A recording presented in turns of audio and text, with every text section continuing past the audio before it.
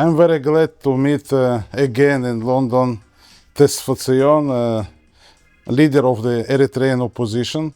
First of all, how are you? I'm fine, thank you. How are you? I am also fine, and we met before, but we did not film, so this is the first time we are talking on the camera. Yeah. And first of all, if briefly you can explain us current geopolitical situation in the Corn of Africa.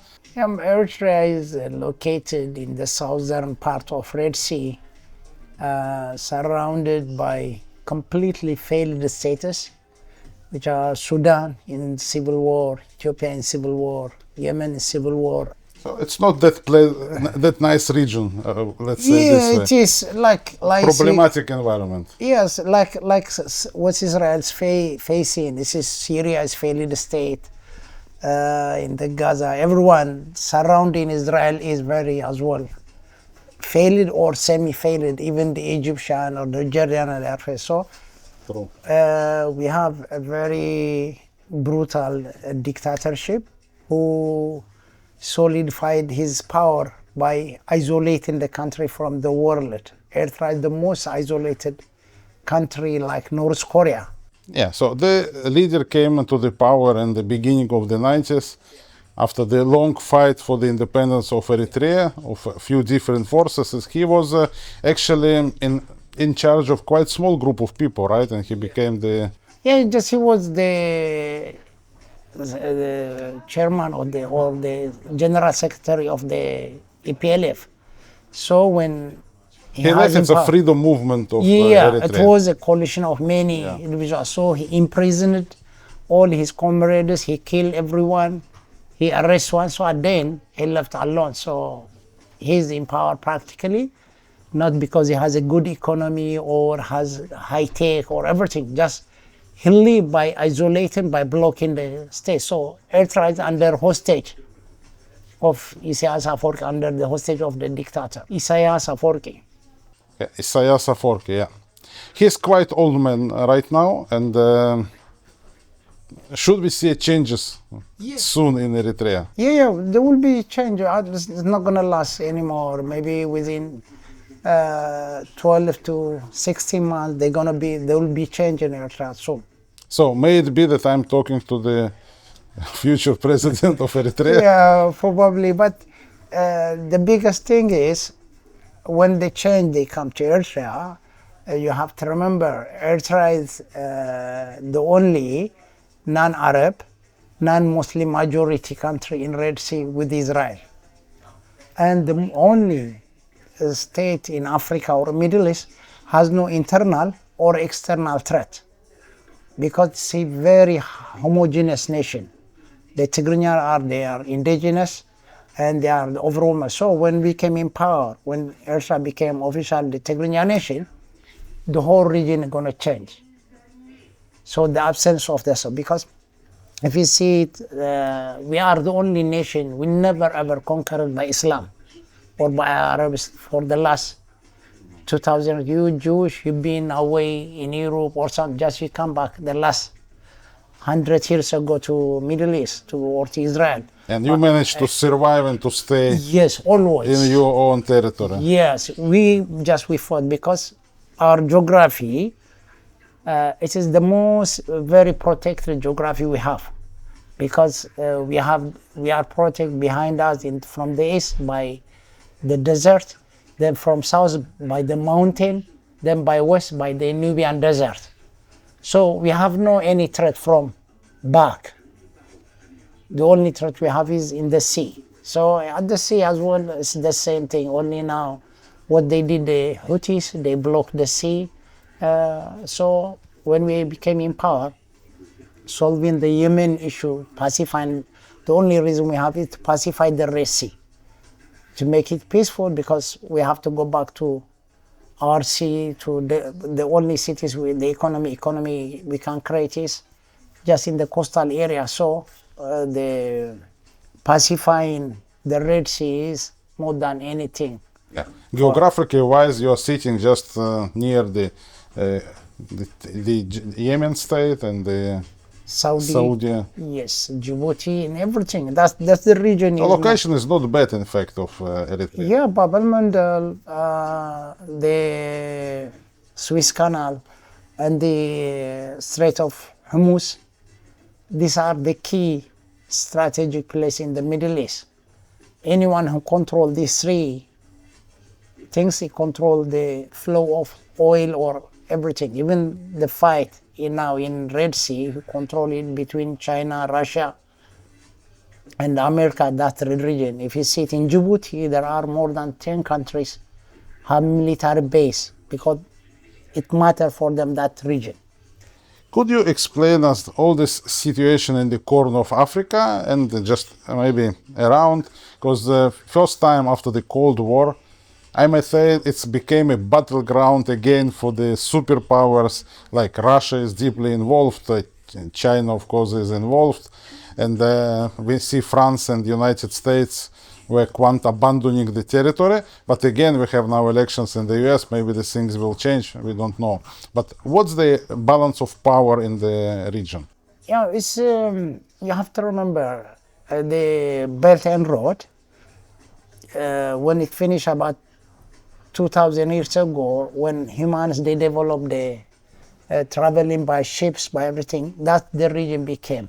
So that was the Persians and the Roman Empire, they used to fight in what Yemen and Eritrea now, who control that trading line. The Ottoman Empire, the Portuguese, the Spanish, they used to fight. The British with the French at the 19th century, after the opening of the Suez Canal. It is the same now. What the biggest change now happen is the American, they are producing a lot of oil by themselves. But now they don't want to leave the Middle East to China. Now the Americans, they are very interested controlling that region. Even they don't need oil, but by controlling the oil, when there are high probability there's going to be war or some conflict with the China, especially with now the Trump is coming to power. So the only region is we're going to control it. The same as with Russia.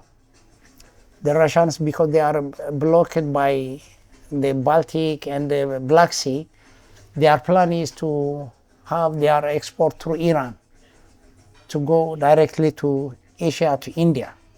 So that region became very, very, very strategic. There are a lot of power, so there are a lot of tensions.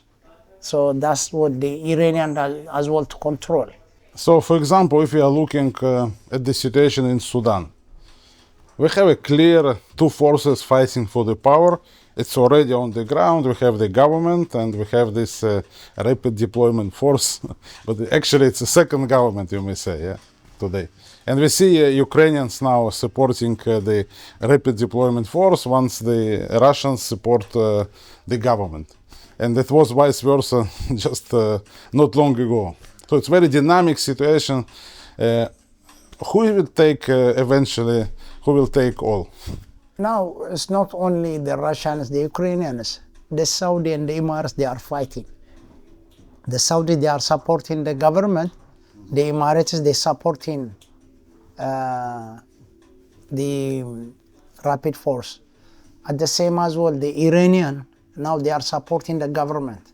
Actually, the government using Iranian drones to attack the rapid force. So, the Sudan politics mainly, it's a proxy war. The Ukrainian, the Russian, they used to fight, and they used to smuggle a lot of gold, a lot of resource as well. But the same as well, the regional dominance competition between the Saudis and the Emirates happening in Sudan. So at the end, it's not only about the gold, at the same as well who control the coastal area. So the Sudan is this hopeless situation. This is already, it's a failure, so I don't think so there will be any restoration or any reconstituted as a state anymore. So because Sudan is geographically, or it's a tribal society, there are over 80 or 80 something languages, clans and types. So it's not hard. It's gonna be like what being Congo for the last 60, 70 years. So Sudan as well became like that forever. And if we are going to see situation, for example, in Malawi, or when we see friends abandoning and leaving, in fact, not fighting for the territories, ex-territories of France. In case of this region, the Somali region and the Corn of Africa region, if the Russians, for example, or Chinese with Russians and with Iranians will prevail, what it can mean even for Eritrea and maybe for the Yemen and for the Red Sea in general? Yeah, this Sahel region used to be mainly from Senegal to Eritrea. That's the call. The Sahel region is between the Sahara and the green sub-Saharan Africa.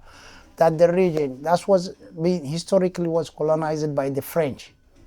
So the French, they have a lot of. They speak French. Yeah, they speak French. They are French, but the main problem in this country is the climate change.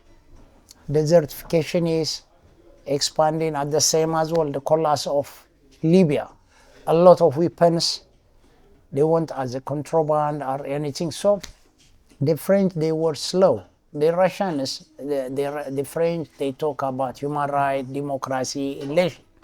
The Russians, they don't care about election or anything. They give weapon, they make a deal with the dictators or with the gangsters. So the French, they couldn't compete with the Russians. So the whole region is messed up. But the main problem now is the expansion of desertification. People, they couldn't make livelihood from farming or looking cattle or something like that. And the same as well, the Sahel, they have the highest birth rate in the world. Average woman has 8 up to 12 children, so they have a lot of kids, a lot of things, but there is no enough resource of jobs to support these big families. So the whole region is going to be continue to the cause. But Eritrea is at the end of the Sahel region. Like I told you, because we are separated by the Nubian desert. Practically we are in Africa, but geographically we are very, very isolated from Eritrea. We are isolated from Ethiopia by the northern mountain. They are about 4,000 meters above the sea level, very, very high.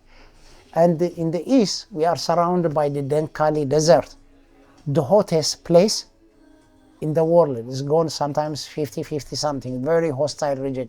And from Sudan as well, the Nubian Desert. So security-wise, we are isolated. That's why we are very... managing to survive. Yeah, managing to survive. Where in this geopolitical situation game in this region currently the place of Eritrea?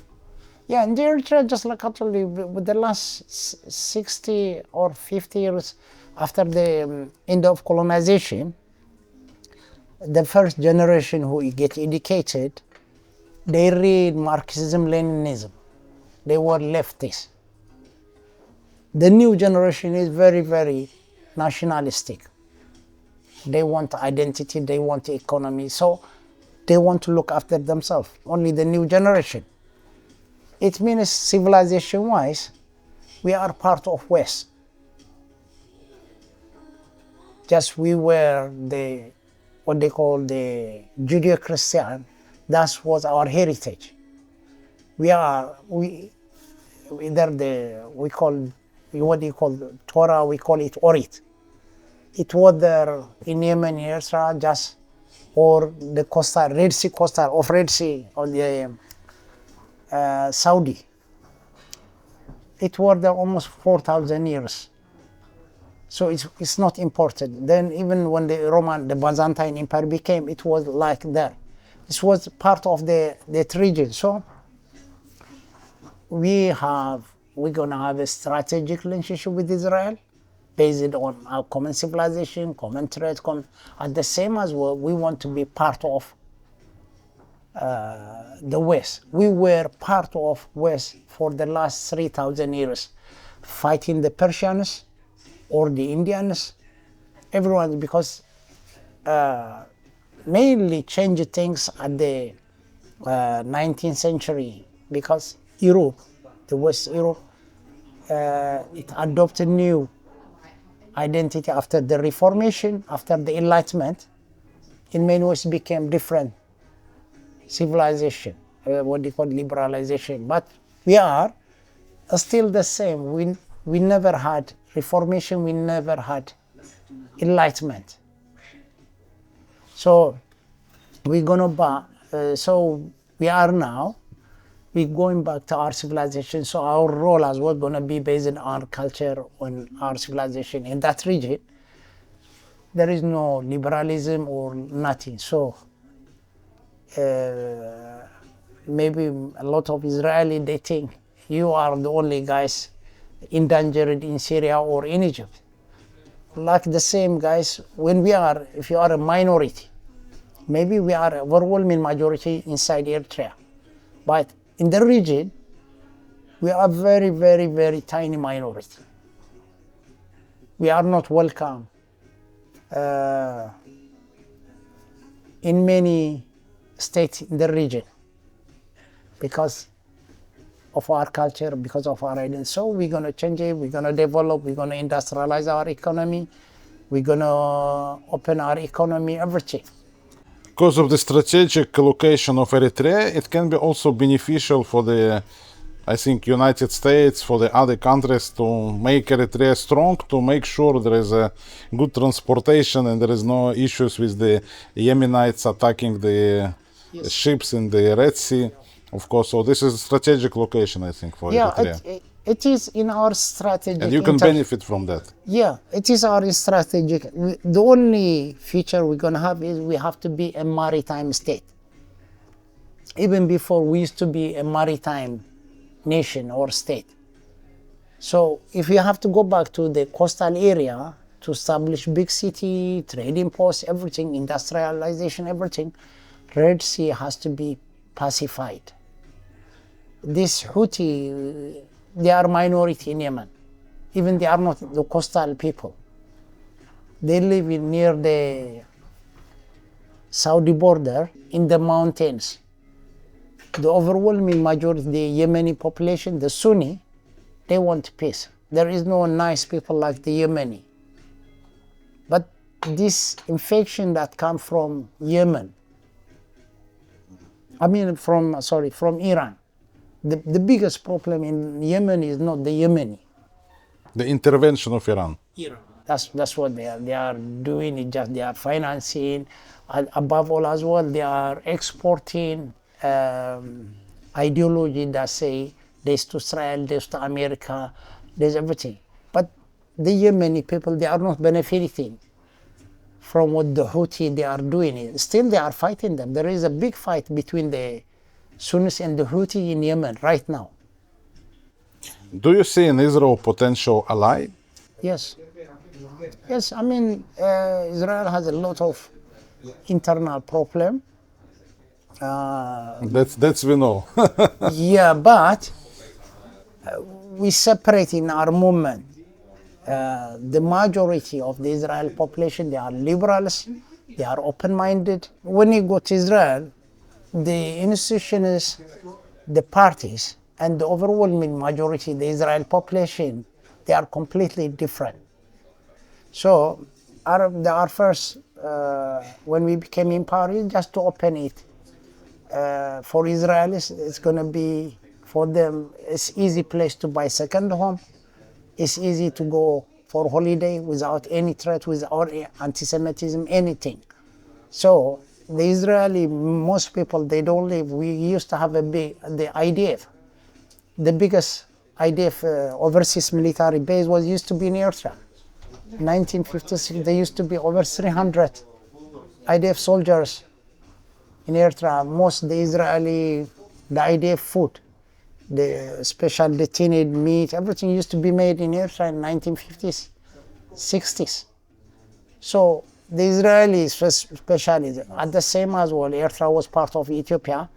If you remember the pre-Paris strategy to handle the pan-Arabism, Ben-Gurion established the preferred strategies with Ethiopia, Iran, before when the Shah was in power, and Turkey. That's what they contained the Pan-Arabism, the Nasser mad time. So it's now as well, just we share the same thread, the same interest, the same everything with the Israeli. So even the Israeli, if they like it or not, that's the only region they can have people-to-people relationship.